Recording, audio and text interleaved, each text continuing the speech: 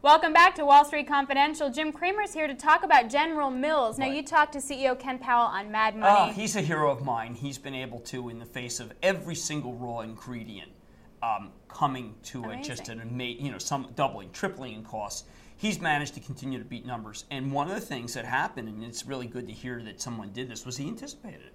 He literally anticipated it. I'm hoping this stock, I have to wait 5 days before I can buy anything fractionalalertsplus.com. I'm hoping this stock comes in so I can buy it. What he did was say to his team, all right, I foresee a doubling in all our costs. So let's work right now to get ready. Let's hedge out some of our costs. Let's take out our costs. He even visited a NASCAR pit to see how quickly people could, economy of moves. This is back in, 2003? Yeah, Way before. yeah, and he was the only executive I know who really saw it coming. Even, I don't know how he anticipated even ethanol, but he did, taking away such a big part of the corn crop. He also decided to expand overseas. General Mills was always perceived to be a domestic Kellogg. He's moved overseas, and China's a big grower for him. This is one of those cases where the CEO made a huge amount of difference. I'm trying to bring on CEOs in the special half hour I'm doing on Mad Money that have made a big difference. And one of the things I really like about Ken that I don't hear enough from CEOs is that he was a visionary about what was going to occur. Most of these guys will go on TV and say, oh man, I didn't anticipate this. I didn't anticipate this.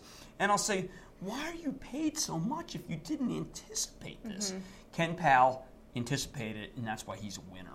What can we expect from General Mills and Powell going forward? Well, I think things are only going to get better because he's built in $500 million in additional fuel costs, but fuel has come down rather radically. Now, understand, I have been saying that when oil didn't get through 150, we could go to 110, 120. We're kind of there.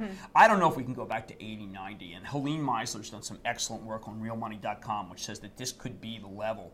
But that's okay because he's built in 500, so now we can go back to, say, 350 million, so he can exceed earnings.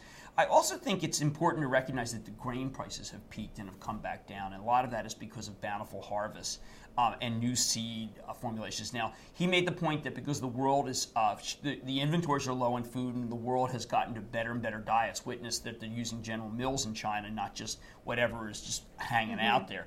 You end up in a situation where the raw costs are not going to go back to where they were. But given the fact that he has projected raw costs far higher than they are right now, you're going to see more and more earnings surprises. Stock sells at 16 to 17 times earnings. It's just too cheap.